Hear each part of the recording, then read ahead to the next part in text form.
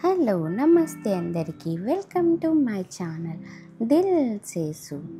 ఇది గండికోట పార్ట్ 2 అండి. పెన్నా నది చిత్రావతి నది కలిసే చోట కొండల మధ్య భారీ పెద్ద గండి ఏర్పడింది. అందుకే ఈ సమీపంలోనే ఈ కోటను నిర్మించడంతో దీన్ని గండికోట అంటారు. 10 కిలోమీటర్ల పొడవున్న లోయ గుండా పెన్నా నది ప్రవహిస్తూ ఉంటుంది.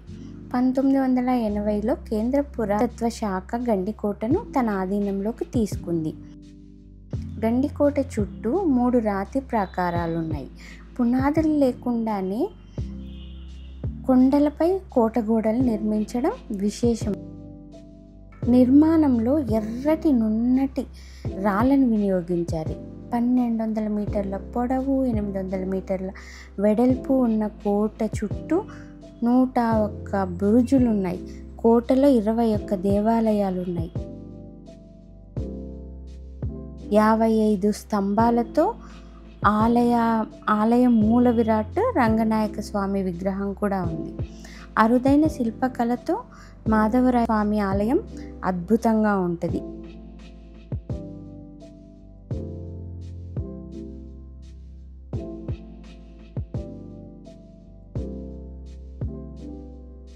ఈ ఆలయంలోని మూల విరాట్ ఆయన్ని మైలవరం పురావస్తు మ్యూజియంలో ఉంచారు.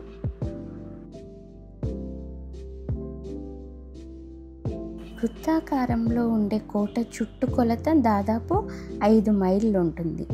కోటలో చతురస్రాకారం, దీర్ఘచతురస్రాకారం బురుజులు 40 ఉన్నాయి. కోటలో పెద్ద ధాన్యాగారము, మందుగుండు సామాగ్రి, గిడ్డంగి, పావురాల గోపురము, మినార్లు చెప్పుకోదగ్గ కట్టడాలు. విజయనగర సామ్రాజ్యం కుతుబ్షాలు ఆక్రమించినారు.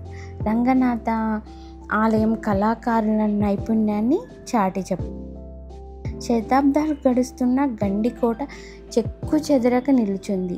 విజయనగర రాజులు ఏలుబడి తర్వాత గండికోటపై పెమ్మసాని పాలకుల ఆధిపత్యం కొనసాగింది.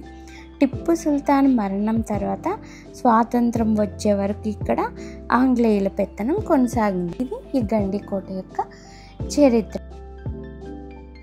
ఈ గండికోట వచ్చేసి ఆంధ్రప్రదేశ్ వైఎస్ఆర్ జిల్లా జమ్మలమడుగు తాలూకాలోని పెన్నా నది ఒడ్డున గల చిన్న గ్రామం ఈ గండికోట.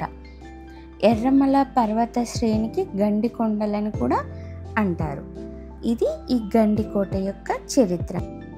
నేను కవర్ చేసింది ఇది. నాతో పాటు ఏదో కొద్దిగా షేర్ చేసుకోవాలనిపించింది మన చరిత్రను మీతో, అందుకే షేర్ చేసుకుంటున్నాను.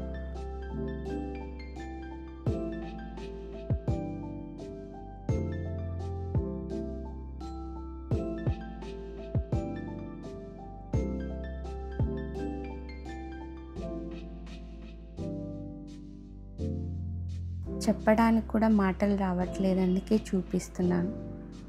మీరు కూడా నాతో పాటు చూసి ఎంజాయ్ చేయండి. మీకు కనుక ఈ వీడియో నచ్చినట్టయితే లైక్ చేయండి, షేర్ చేయండి, సబ్స్క్రైబ్ చేయండి. మీ Dil Sesu. Thank you for watching.